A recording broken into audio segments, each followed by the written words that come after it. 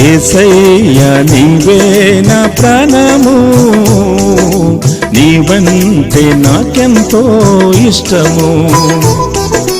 యేసయ్యా నీవే నా ప్రాణము, నీవంటే నాకెంతో ఇష్టము.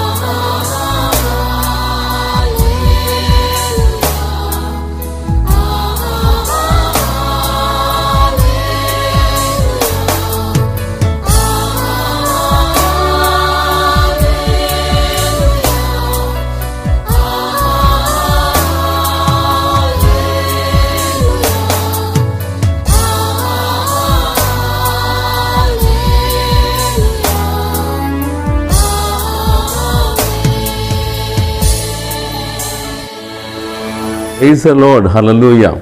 ప్రభువైన యేసుక్రీస్తు వారి యొక్క పరిశుద్ధమైన నామములో లోకరక్షకుడు అనే టీవీ పరిచర్య తరపున మీకు శుభములు తెలియజేస్తూ ఉన్నాం. మరి ప్రతిరోజు ఉదయం 6 గంటల నుండి దీవెన వాణి అనే కార్యక్రమం జరుగుతుంది. మీరు చూస్తున్నారు, ఫోన్ కాల్ చేస్తున్నారు, ప్రార్థిస్తున్నారు. వందనాలు. ప్రేయర్ రిక్వెస్ట్ పంపించేటువంటి వారు 24 గంటల ప్రార్థనా బృందం యొక్క ఫోన్ నెంబరు అక్కడ స్క్రీన్ మీద ఉన్నది. దానికి మీరు కాంటాక్ట్ చేసి మీ వివరణ, ఏ పాయింట్ ప్రేయర్ చేయాలి, మరి పేరేంటి, ఫోన్ నెంబర్ ఏంటి, మీరున్న ఊరేమిటి రాస్తే రికార్డులో ఉంటే నిత్యము మీ కొరకు ప్రార్థన చేస్తాం. దేవుని స్తోత్రం. ప్రార్థన. ప్రేమల మా తండ్రి, వందనాలు స్తోత్రాలు చెల్లిస్తూ ఉన్నాం. ఈ సమయం మందు ఈ దీవెన వాణి అనే కార్యక్రమాన్ని దీవెనకరంగా జరిగించండి. ప్రతి ఉదయం పెందలకడనే ప్రభువా మా అనేక మంది మరి చూస్తూ ఆశీర్వాదాలు పొందుకుంటూ ఉన్నారు. పెందలకడనే మిమ్మల్ని స్తుతించుట, మీ సన్నిధిలో ప్రార్థించుట, మీ యొక్క వాక్యాన్ని ధ్యానించుట గొప్ప ధన్యత. మా తండ్రి, ఆ ధన్యతలో మమ్మల్ని ఇంకా బలపరచమని యేసు ప్రభు ద్వారా ప్రార్థిస్తున్నాము తండ్రి, ఆమేన్. ఈ దినాన్ని మన యొక్క ధ్యానాంశము ఏమి అనంటే, ఆయన నిన్ను పిలుచుచున్నాడు.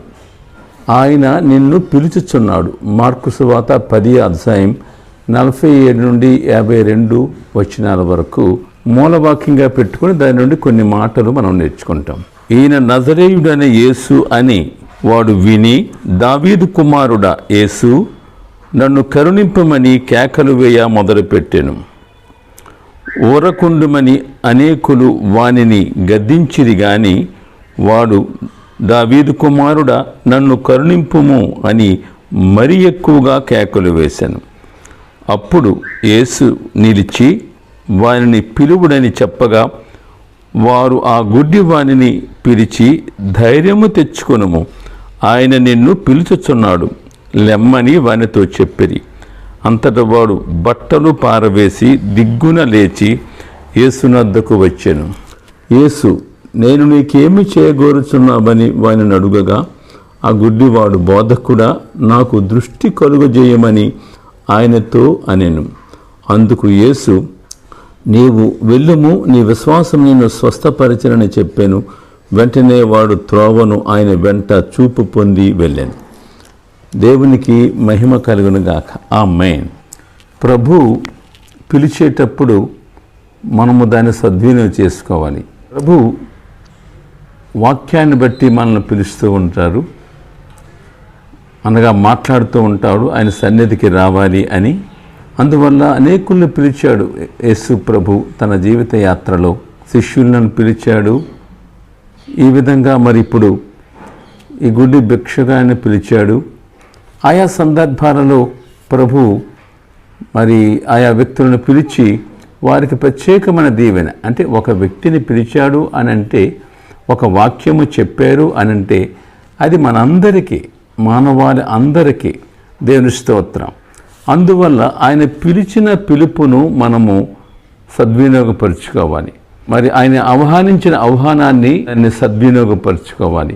నేను వెళ్ళినంతలో ఆయన వెళ్ళిపోయాను, నేను వెతికితిని కానీ అతడు కనబడకపోయినని ఒక మాట దైవ గ్రంథంలో మనం చూస్తాం. మరి అవకాశం అనేది మిస్ అవ్వచ్చు మనం దాన్ని దుర్వినియోగపరుచుకుంటే. అందువల్ల ఏంటంటే ప్రభు మాట్లాడినప్పుడే మనం జాగ్రత్తగా వినాలి, ఆయన పిలిచినప్పుడే మనం పలకాలి, ఆయన ఇచ్చే ఆశీర్వాదాన్ని మనం అందుకోవాలి, మనము దీవెన పొందుకోవాలి. దేవుని స్తోత్రం కలుగునుగాక. ఆమేన్. ఆయన యెరికో ప్రాంతం నుండి వెళుతుండగా మరి అనేకులు ఆయన వెంట ఉన్నారు. అయితే యేసు ప్రభు ఆ ప్రాంతంలో ఆ మార్గముగా వెళుతున్నాడు అని తెలిసి మరి ఒక గుడ్డి భిక్షకుడు త్రోవ పక్కన ఉన్నాడు. ఆయన ఉన్నది త్రోవ పక్క. ఆయన దీనుడు, భిక్షమెత్తుకొని మరి ఆయన జీవనోపాధి చేస్తున్నాడు. అతనికి నేత్రాలు లేవు. ఈజ్ ఎ డిపెండెంట్, ఇండిపెండెంట్ కాదు. అలాంటి దీనుడు అతడు. అయితే అతడు దావీదు కుమారుడా నన్ను కరుణించుము అని కేకలు వేశాడంటే ఎంతో దీనంగా. ఆ ప్రక్కన ఉన్నవారు అన్నారు, ఎందుకు ఎలా గోల చేస్తావు, అలా పిలవద్దు, ఆయన టైం లేదు, ఆయన నీతో మాట్లాడడానికి వీలు పడదు అనేటట్టుగా వాటిని కొంచెం మందలించారు. అయితే అతడు ఒప్పలేదు. కానీ ఈ యొక్క ఛాన్స్ పోగొట్టుకోకూడదని మరి ఎక్కువగా కేకలు వేసాను అని ఉన్నది, మరి ఎక్కువగా పిలిచాను అని ఉన్నది. అయితే ఆ పిలుపునకు ఆ దీనమైన స్వరం, అది డబ్బునోడని కాదు, పలుకుబడినోడని కాదు, మరి ఆ ప్రాంతానికి నాయకుడు అని కాదు, ఘనుడని కాదు, చదువుకున్నాడని కాదు, అయితే దీనుడే. ఒక త్రోవ పక్కన ఉన్నాడు. ఎవరైనా చిన్న హెల్ప్ చేస్తే ఆ హెల్ప్ తీసుకుంటున్నవాడు. స్వతంత్రుడు కాదు, గుడ్డివాడు. ఎవరైనా దారి చూపితేనే కానీ, పట్టుకు తీసుకెళ్తేనే కానీ వెళ్ళలేడు. డిపెండెంట్. ఎంత దీనత్వమో. అయితే మిగతా వారు అతని యొక్క ఆశకు అడ్డుపడుతున్నారు, అతని యొక్క కోరికకు అభ్యంతరకారులుగా ఉన్నారు. కానీ ప్రభువు అతని యొక్క కేక విన్నాడు. కేక విని నిలబడిపోయాడు అక్కడ. దేవుని స్తోత్రం కలుగుతుంది. అంత దీనులను కూడా అతను జ్ఞాపకం చేసుకుంటున్నాడు అన్నమాట. దిక్కు లేని వారికి దేవుడు ఆయన, నీవే దిక్కు అని ఒక మాట ఉన్నది దైవ గ్రంథంలో. అందువల్ల యేసు ప్రభు అందరికీ ప్రభు.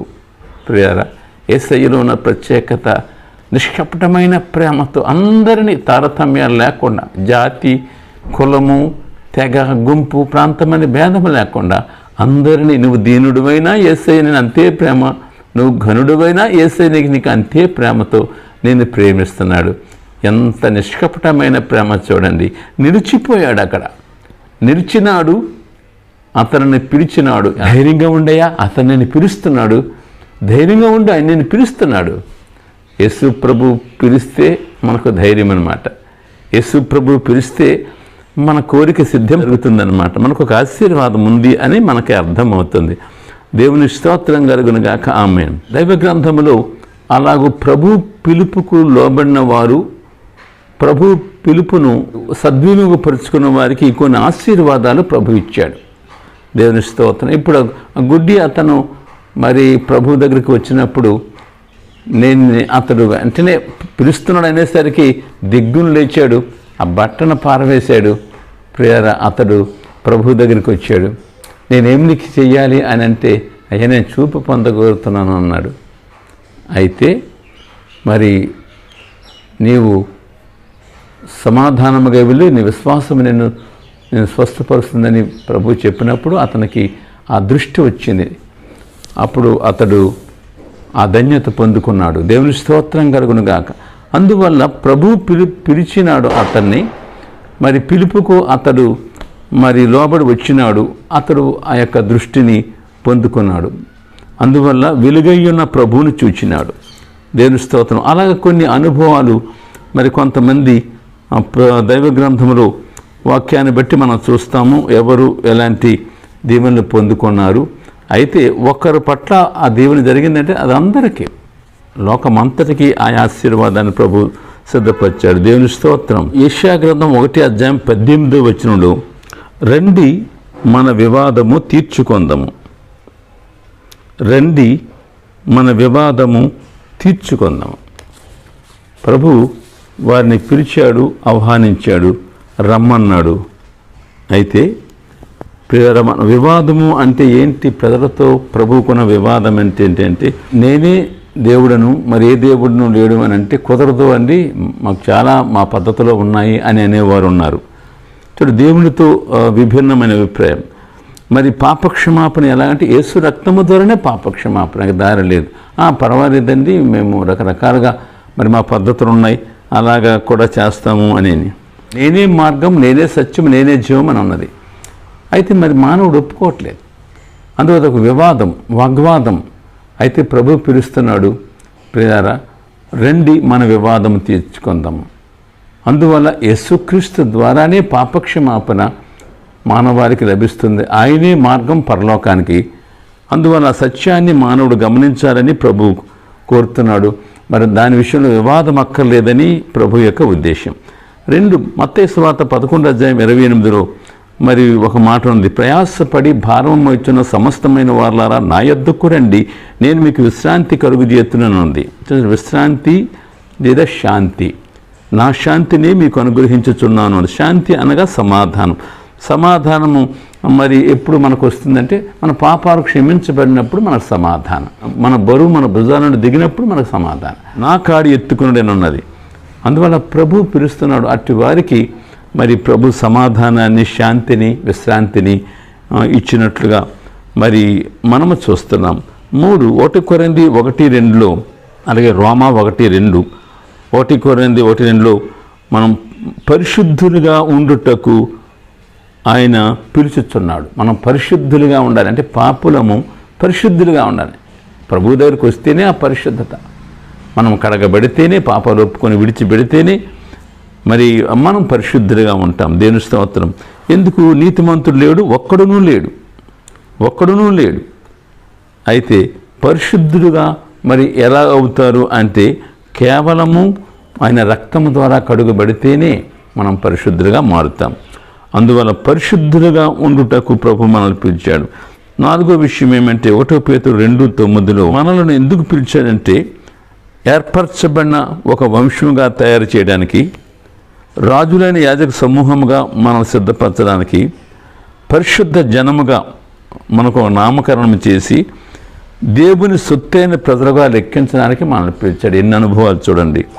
ఏర్పరచబడిన వంశము, రాజులైన యాజక సమూహము, పరిశుద్ధ జనము, దేవుని సొత్తైనటువంటి ప్రజలుగా 1 పేతురు 2:9 ఈ అనుభవాలు ప్రభు సన్నిధిలో వచ్చిన వారికి అవి లభిస్తాయి అని వాక్యాన్ని బట్టి మనం చూస్తున్నాం. దేవుని స్తోత్రం కలుగును గాక. ఆమేన్.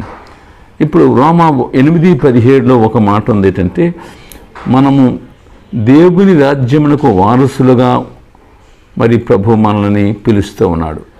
వారసులు ఎంత దేవుని వారసులు అంటే ఎంత ధన్యత అండి. ప్రభువు యొక్క సన్నిధిలో ఆశీర్వాదాలు చూడండి. అందువలన పిలుపుని బట్టి లోబడే ప్రతి జనాంగానికి కూడా ఈ ధన్యతలు ప్రభుస్తున్నాడు. మరి 6వ విషయం ఏమి అంటే మత్తయి 4:19 నా వెంబడి రండి నేను మిమ్మల్ని మనుషులను పట్టు జాలరులుగా చేస్తానన్నాడు. చూడండి, అంటే అతని తోటలో, అతని పనిలో అతను వాడుకుంటాడనమాట. చూసారా, నా వెంబడి రండి పిలుస్తున్నాడు. అంటే ప్రభు చేతిలో వాడబడింది ఒకటి, మన ఇష్టం వచ్చినట్టు మనం చేసింది వేరొకటి. అందువల్ల వాడుకుంటాడు. నేను మిమ్మల్ని వాడుకుంటాను, నా పని కొరకు వాడుకుంటాను, నా తోటలో వాడుకుంటాను, నా పొలంలో వాడుకుంటాను, నా ఇంటిలో నేను వాడుకుంటాను, నా వెంబడి రండి. ఆహ్వానం. ప్రభు దగ్గర మనం వాడబడ్డం అంటే ఎంత భాగ్యం అండి. అందువల్ల ఆయన పిలుపుని బట్టి దేవుని స్తోత్రం. రెండో విషయం ఏమంటే 2 తిమోతి 4:8లో నా కొరకు నీతి కిరీటము ఉంచబడి ఉన్నది అని ఉంది ఒకటి. 1 కొరింథీ 9:24-25లో బహుమానము కొరకై ప్రభు మనల్ని పిలుస్తున్నాడు. నీ బహుమానం తీసుకోవాలి. ప్రభు దగ్గర మన కొరకు బహుమానం ఉంది, సిద్ధపరచబడిన బహుమానం ఉంది. ఆయన మన కొరకు దాచి ఉంచిన మేలు ఎంతో గొప్పది. అంతవరకు మనకు నీతి కిరీటం, మనం చేసిన పనిని బట్టి, మనం చేసిన త్యాగాన్ని బట్టి, మన ప్రార్థనా జీవితం బట్టి, మన ప్రభు కొరకు సంపాదన ఆత్మను బట్టి, ఆయన చెప్పింది చేసిన దాన్ని బట్టి బహుమానాల కొరకు ప్రభు మనల్ని పిలుస్తున్నట్లుగా మనం చూస్తున్నాం. దేవుని స్తోత్రం. ఇందాక మనం అనుకున్నాం రాజ్య వారసులని. మరి మత్తయి సువార్త 25:34లో మాట ఉంది ఏంటంటే, రండి సిద్ధపరిచిన రాజ్యమును స్వతంత్రించుకొనుడి అని ఉంది. రాజ్యాన్ని మనకు సిద్ధపరిచిన, అందుకే పిలుస్తున్నాడు. ఆయన రాజ్యానికి వారసులమని ఇందాక మనం చదువుకున్నాం కదా, రోమా 8:17లో. అందువల్ల మనకు ఒక రాజ్యాన్ని సిద్ధపరిచాడు, వారసత్వాన్ని ఇచ్చాడు. అందుకు దాని కొరకు పిలుస్తున్నాడు. ఎంత ధన్యతను. మనం వెళ్ళకపోతే మనదే పొరపాటు అవుతుంది. జక్కీని ఎందుకు పిలిచాడు అని అంటే, లోకాసువార్త 19:5లో జక్కీని ఎందుకు పిలిచాడంటే, జక్కయ్య త్వరగా దిగు అని అన్నాడు. త్వరగా దిగు, పేరెట్టి పిలిచినాడు, త్వరగా దిగమన్నాడు. ఎందుకంటే అతని ఇంటికి వెళ్ళాడు, ఆ ఇంటికి రక్షణ వచ్చింది. దేవుని స్తోత్రం. అందువల్ల ప్రభు పిలుపును అందుకున్న ప్రతి వారికి మరి ప్రత్యేకమైన దీవెనలు ప్రభు ఇచ్చాడు. అందువల్ల ప్రియారా, మరి దేవుని యొక్క సన్నిధిలో మరి ప్రభు పిలవగా వినినవారు, విననివారు, వచ్చినవారు, రానివారు మనం చూస్తున్నాం. చూసారు, వచ్చిన వారందరూ ధన్యత పొందుకున్నారు, రాలేని వారు కూడా ఉన్నారు. మరి వారే నష్టపోయినారు. అందువల్ల వారు లోబడనొల్లని ప్రజలు అని ఉన్నది. సామెతలు 1:24 ఒక మాట ఉంది. నేను పిలువుగా మీరు వినకపోతేరి, నేను పిలువుగా మీరు వినకపోతేరి, నేను చేయి చాపగా ఎవరినూ లక్ష్య పెట్టకపోతేరి. చూసారా, ఆ లక్ష్య పెట్టలేని వారు ఇప్పటికీ కూడా ఉన్నారు. ఏమి చేయగలం ప్రియారమ్మ? అందువలటంటే అన్యాయం చేయమని అన్యాయమే చేయమన్నాడు. నాశనాన్ని పోయేవారు అటు వారిని ఎవరు ఆపకూడదని ఉంది. అయితే ప్రభు ప్రేమ గలవాడు కాబట్టి మరి రాత్రులు 8:30-9:30 వరకు మనం ప్రార్థనా బృందంగా ప్రార్థన చేస్తున్నాం. ఎవరైనా సరే మరి ఆన్లైన్లో వచ్చి ప్రార్థన కోరినప్పుడు వారి కొరకు కూడా ప్రార్థన చేస్తున్నాము ప్రియారా. ఎందుకు అని అంటే, మరి ప్రభు కొరకు, ప్రభు పని కొరకు, ప్రభు రాజ్యం కొరకు, ప్రభు ఇచ్చే రక్షణ కొరకు వారు అగ్ని తప్పించుకోవాలని, మరి యుగయుగాల ప్రభుత్వం కూడా ఉండాలని, రాజ్యానికి వారసులు కావాలని మనం ప్రార్థన చేస్తున్నాం. దేవునికి మహిమ కలుగునుగాక. ఆమేన్. మరి ఆయన నిన్ను పిలుచుచున్నాడు అని మాట ఉంది. మరి ఆ దినాన్ని ఆ గుడి భిక్షకుడిని పిలవమని చెప్పాడు. వారు పిలిచారు, ధైర్యంగా ఉండమన్నారు, నీకేం కావాలి అని అన్నారు. అతడు కోరిన కోరిక సిద్ధించింది. సంతోషముతో అతను ఆనందించినాడు. ప్రియులు గమనించండి. మరి అలాగే మరి ప్రభు ఆనాడు ఆయన పట్ల చూపినటువంటి ఆశ్చర్యకార్యం, దీవెనకార్యం నీ పట్ల కూడా చేయబోతున్నాడు. మరి అనేకమైన ఆశీర్వాదాలు దైవ గ్రంథంలో పిలుపుకు లోబడిన వారికి దొరికాయి. అదే ఆశీర్వాదం నీకు, నీ కుటుంబానికి ప్రభు ఇవ్వబోతున్నాడు. నువ్వు ఎవరివైనా, ఏ జాతి, ఏ కులం, ఏ తెగ, ఏ గుంపు, ఏ ప్రాంతం, ఎవరైనా, చిన్నవాడమైనా పెద్దవాడైనా, అల్పుడమైనా అధికుడివైనా, నల్లోడివైనా తెల్లోడివైనా, మరి ఏ ప్రాంతం వాడైనా పర్వాలేదు, మరి భూదిగంత నివాసులారా అని ప్రభు చెప్పాడు. అందువల్ల ఆయన పిలుపుకు మనం లోబడదాం, ఆయన ఆశీర్వాదాన్ని మనం అనుకుందాం. ఆయన ఇచ్చేటువంటి మరి బహుమానాలు అందుకొని యుగయుగాల ప్రభుతో మనం నిత్య నివాసంలో ఉందాం.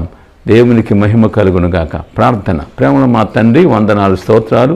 ఈ సమయమందు ప్రభువా, మా తండ్రి, ఈ యొక్క వాక్య భాగమును ఎంతమంది వింటున్నారో అందరిపై మీ దీవెన ఉంచండి. మా ప్రభు పిలుపుకు లోబడిన వారు అందరూ ధన్యత పొందినట్లుగా చూస్తున్నాం ప్రభు. ఆ పిలుపు అందరి కొరకు, ఆయన ఆశీర్వాదాలు అందరి కొరకు, ఆయన రక్షణ అందరి కొరకు, ఆయన రాజ్యం అందరి కొరకు, కొందరి కొరకు కాదు నాయన. అందువల్ల ఆయన అందరికీ ప్రభువు అని మేము వాక్యాన్ని చూస్తున్నాం. అందువల్ల ఇంకా ఎవరో రక్షణ పొందలేదు, ఇంకా ఎవరు రాజ్యానికి వారసుగా లేరు, ఇంకా ఎవరు దూరంగా ఉన్నారు, ఇంకా సత్యాన్ని గమనించకుండా ఎవరున్నారు, ఇంకా ఎవరు చీకట్లో ఉన్నారు, ఇంకా ఎవరు వారి స్వనీతిలో ఉన్నారు, ఎవరు ఇంకా అసత్యాన్ని సత్యం అనుకుంటున్నారు, సత్యాన్ని అసత్యం అనుకుంటున్నారు, ప్రభువా వారితో మాట్లాడి ఎవరునూ ప్రభువా మరి అగ్నికి పోకుండా వారు లోబడనొల్లని ప్రజలు నేను పిలవగా వారు వినకపోతే అని మా తండ్రి విచారిస్తున్నారు ప్రభు. ఆ తెగలో ఎవరు ఉండకుండా మేమందరము లోబడాలి ప్రభువా. ఉచితంగా ఇస్తున్నారు, మేము పొందుకోవాలి. అటు ధన్యతలో మమ్మల్ని నడిపించమని యేసు ప్రభువా ఎంతమంది విన్నారో అంతమందిపై మీ దీవెన ఉంచండి. ఎవరైనా అనారోగ్యంగా ఉంటే వారిని ముట్టి అద్భుత రీతిని స్వస్థపరచండి. ప్రతి ఉదయం దీవెనవాణి కార్యక్రమం మా తండ్రి అందరూ చూచి మా ధన్యత పొందుకోవడానికి సహాయం చేయండి. ప్రజల కొరకు, కుటుంబాల కొరకు, వ్యక్తుల కొరకు, ఇంకా మా తండ్రి ఆయా సమస్యలు, దుఃఖంలో, బాధలో, వేదలో ఉన్నవారి కొరకు, ఇంకా తండ్రి రక్షణ లేని వారి కొరకు, ప్రభువా సమస్యలో ఉన్నవారి కొరకు, విడుదల కొరకు ప్రార్థన చేసేటువంటి భారము మా తండ్రి మాకు ఇచ్చినందుకు వందనాలు. అప్పటికప్పుడు ఎవరైనా ఆన్లైన్లో ప్రార్థన కోరితే ప్రభు అప్పటికప్పుడే తక్షణమే ప్రభు ప్రార్థన చేయడానికి మా తండ్రి మేము సిద్ధంగా ఉన్నాం. మా తండ్రి ఆ సేవలను వాడుకునేటువంటి ధన్యత దయచేయమని యేసయ్య నామములో ప్రార్థిస్తున్నాము తండ్రి, ఆమేన్. తండ్రి, కుమార, పరిశుద్ధాత్మ త్రియక దేవుని దీవెన కూర్చేన దేన బిడ్డలకు సంఘమంతటికి సదాకాలం తోడే నడిపించునుగాక, ఆమేన్.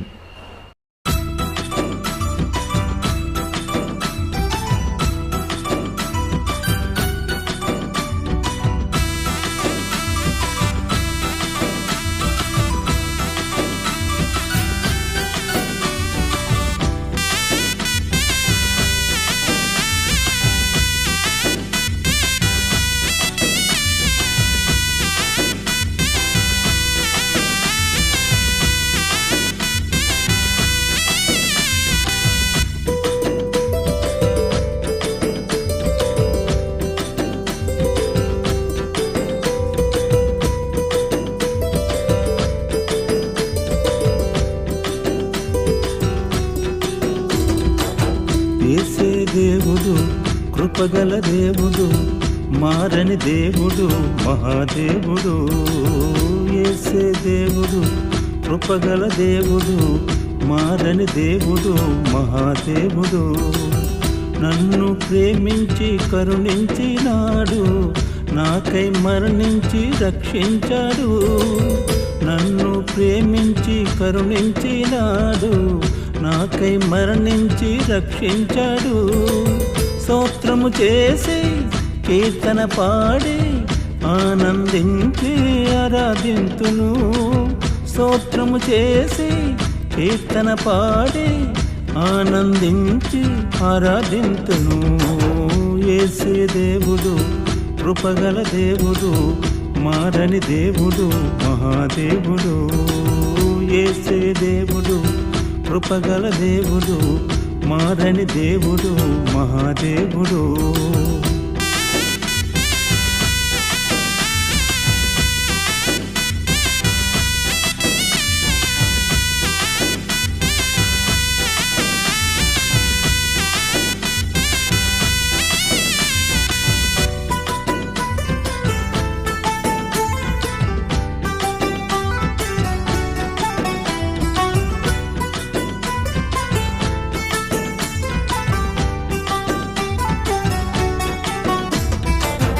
మంచి దేవుడవు, ప్రేమించే దేవుడవు, ఏమని వివరింతును. కంటికి రెప్పలా కాపాడే దేవుడవు, ఏమని వర్ణింతును.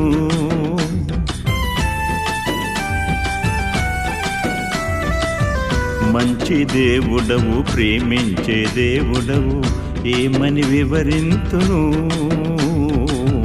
కంటికి రెప్పలా కాపాడే దేవుడవు, ఏమని వర్ణింతును. నీతో నిలువబడి సేవల వాడబడి సాక్షిగా నీ కొరకై జీవింతును. నీతో నిలువబడి సేవల వాడబడి సాక్షిగా నీ కొరకై జీవింతును.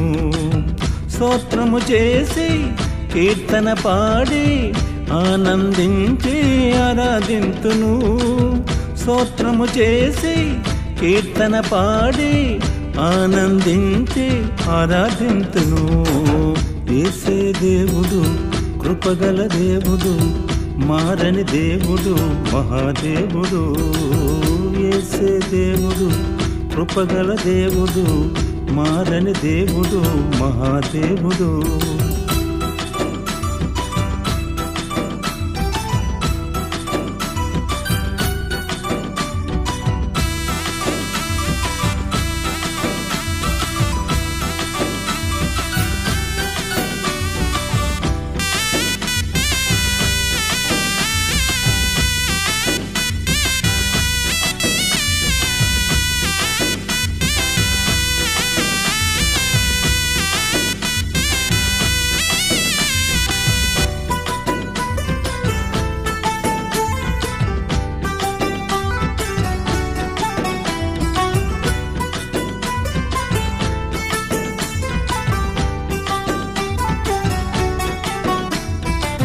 చాలిన దేవుడవు, పోషించే దేవుడవు, నాకు సహాయుడవు. చేయి పట్టుకొని నడిపించే దేవుడవు, గమ్యము చేర్చువాడవు.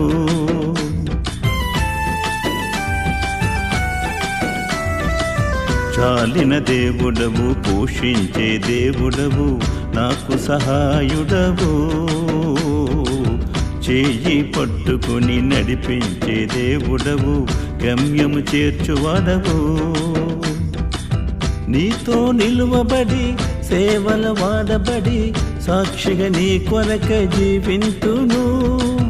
నీతో నిలువబడి సేవల వాడబడి సాక్షిగా నీ కొరకై జీవింతును. స్తోత్రము చేసి కీర్తన పాడి ఆనందించి ఆరాధింతును. స్తోత్రము చేసి కీర్తన పాడి ఆనందించి ఆరాధింతును. యేసే దేవుడు కృపగల దేవుడు, మారని దేవుడు మహాదేవుడు. యేసే దేవుడు కృపగల దేవుడు, మారని దేవుడు మహాదేవుడు. నన్ను ప్రేమించి కరుణించినాడు, నాకై మరణించి రక్షించాడు. నన్ను ప్రేమించి కరుణించినాడు, నాకై మరణించి రక్షించాడు. స్తోత్రము చేసి కీర్తన పాడి ఆనందించి ఆరాధింతును. స్తోత్రము చేసి కీర్తన పాడి ఆనందించి ఆరాధింతును. యేసే దేవుడు కృపగల దేవుడు, మారని దేవుడు మహాదేవుడు. యేసే దేవుడు కృపగల దేవుడు, మారని దేవుడు మహాదేవుడు. యేసయ్యా నీవే నా ప్రాణము, నీవంటే నాకెంతో ఇష్టము. యేసయ్యా నీవే నా ప్రాణము, నీవంటే నాకెంతో ఇష్టము.